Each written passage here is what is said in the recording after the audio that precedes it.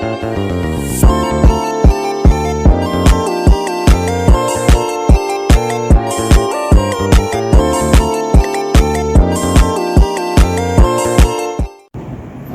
warahmatullahi wabarakatuh. Perkenalkan, nama saya Sudafrida Rizky dan di sini teman saya Kristen Marito Siregar dan yang menjadi kameramen adalah Bakat Lubis. Di sini kami akan mewawancarai Bapak Coach dari Vista Gym. Mohon maaf Pak, mengganggu waktunya sebentar. Bisa Bapak memperkenalkan diri Bapak terlebih dahulu Pak? Baik, nama saya Suranta Pratama Ginting. Saya seorang dosen olahraga di Universitas Negeri Medan.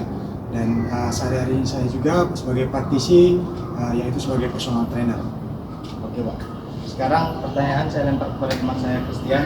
Pak, pertanyaan yang pertama Pak, kalau boleh tahu nih Pak, sudah berapa lama sih Bapak mendalami dunia gym ini atau menjadi personal trainer?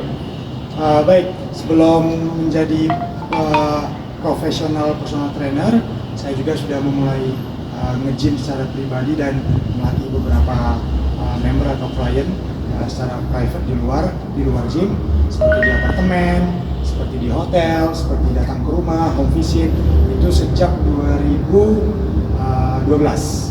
Jadi kurang lebih kalau sekarang 2024 sekitar 12 tahun. Nah, tapi kalau untuk profesionalisme itu sebagai PT, saya katakan profesionalis itu kalau saya benar-benar mendalami di PT-nya itu sejak 2014. Selain itu Pak, tujuan Bapak menjadi personal trainer ini apa sih Pak? Oke, jadi tujuan saya sebagai personal trainer sebenarnya bisa membuat orang itu bukan hanya sekedar sehat, tapi semakin bugar. Gitu. Karena kalau di prinsip saya itu, kalau orang tidak sakit berarti namanya sehat. Tapi kalau satu level di atasnya itu bugar. Jadi belum semua orang itu bisa mencapai level bugar hanya kalau dia sekedar sehat saja. Jadi tujuan saya sebagai personal trainer bisa membuat orang itu semakin bugar lagi.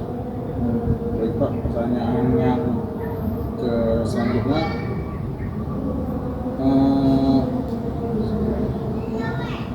menurut Bapak nih, yang mana lebih penting antara kebugaran fisik atau nutrisi Pak?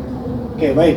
Jadi kalau kita berbicara tentang kebugaran fisik itu sudah include di dalamnya itu nutrisi ataupun pola makan kita katakan dan pola latihan. Nah, jadi saya persingkat saja. Jadi kalau kita berbicara tentang fisik, 70% itu 60-70% itu pasti berbicara tentang nutrisi. Dan 30-40% itu berbicara tentang pola latihan. Jadi seseorang walau gimana pun latihannya, program latihannya baik, kalau tidak didukung oleh nutrisi, fitness goals-nya ataupun tujuan latihannya tidak akan tercapai. Jadi lebih penting nutrisi atau latihan, pastinya nutrisi dulu, tapi harus dibarengi dengan latihan. Baru tuh Pak, kan Bapak bukan trainer nih. Kalau ribet nggak sih Pak untuk mengajarkan orang yang baru masuk ke dunia gym ini Pak, klien baru gitu? Oke, untuk saat ini saya malah lebih suka melatih yang beginner ataupun pemula yang baru masuk ke gym. Kenapa? Karena saya di situ seperti mengulang lagi atau flashback lagi di mana saya menjadi seorang personal trainer sekitar 10 atau 12 tahun yang lalu. Kenapa? Jadi kalau saya selama ini yang minta latihan sama saya itu adalah klien-klien yang bisa katakan medium, mereka juga paham tentang alat gym, paham tentang gerakan, sampai bahkan advance, mereka bisa mengangkat gerakan-gerakan yang mengangkat beban yang berat. Nah, itu sudah lebih gampang mengajarnya, tinggal tekniknya aja yang diperhatikan. Tapi kalau dikatakan kenapa saya suka yang lebih awal, jadi saya balik seperti flashback yang dulu itu saya seperti reminder lagi, oh saya harus belajar dari awal lagi nih, gitu. Oh gini ternyata melatih orang yang benar-benar basic, orang-orang yang belum pernah nge-gym sama sekali. Oh gini nih, saya dulu harus mengawalinya seperti ini ada step-stepnya. Jadi flashback lagi, ilmu yang dasar itu juga harus diterapkan. Jadi kita bukan berarti kita sudah personal trainer yang top, tapi kita basicnya kita lupakan. Selanjutnya Pak, kan orang yang masuk gym ini butuh motivasi Pak. Ya. Cara menjaga motivasi dia itu Bapak sebagai personal trainer bagaimana Pak?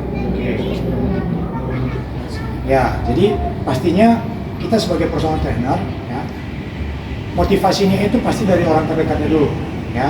Orang terdekatnya siapa? Selain keluarga dia, berarti kita sebagai PT-nya, sebagai pelatihnya, sudah pasti ya. Jadi kenapa saya sampaikan seperti itu?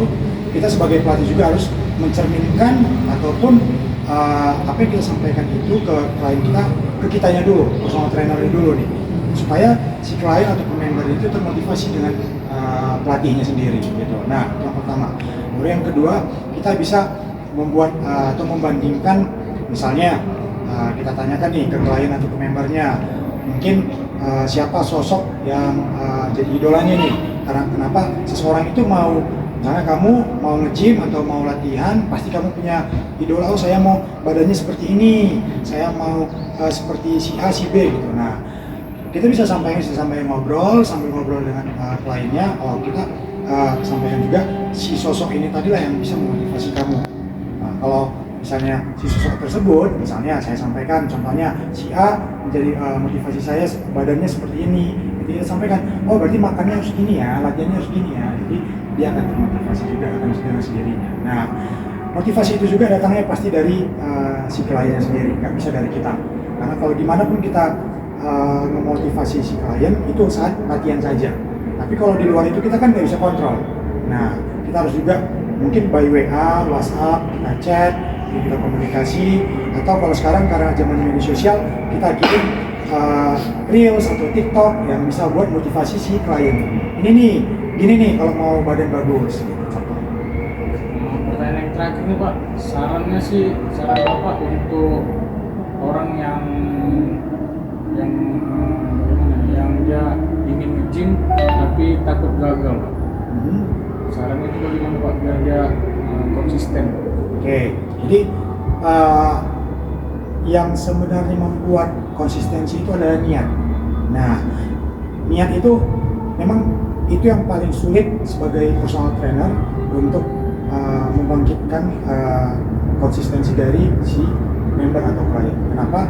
Karena kalau memang niat atau kita katakan bahkan di gym itu namanya passion ya, passionnya bukan di gym misalnya, dia mungkin ogah-ogahan datang gitu. Jadi sama seperti misalnya kamu suka sepak bola, tapi saya suruh main basket misalnya, passion kamu di sepak bola, tapi saya suruh ayo latihan basket 3 kali seminggu, kamu bisa nggak datang atau bahkan datangnya pun ogah-ogahan. Sama, jadi kita bangkitkan dulu niat dari si klien ini. Contoh, bangkitkan niat itu seperti ini.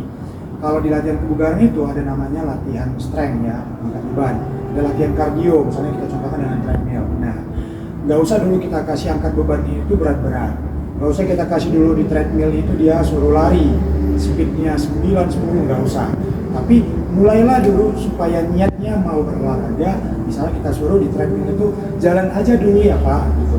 Atau jalan aja dulu ya Bu, misalnya dapat kliennya perempuan. Nah, jadi kita mulai dari beban-beban atau intensitas yang ringan dulu supaya tumbuh niatnya mau berolahraga. Lama kelamaan kita naikin intensitasnya, seperti kalian sudah belajar juga tentang program latihan gitu ya, di teori latihan. Nah, kita mulai dari yang ringan-ringan dulu, lama-lama semakin berat. Jadi niatnya sudah tumbuh, jadi akan lebih konsisten saat berolahraga. Lebih seperti itu. Itu aja Pak persiapan dari saya Oke, baik Pak, terima kasih telah meluangkan waktunya tentang berbagi ilmu dari personal trainer dan tentang gym ini Pak. Oke, baik, terima kasih.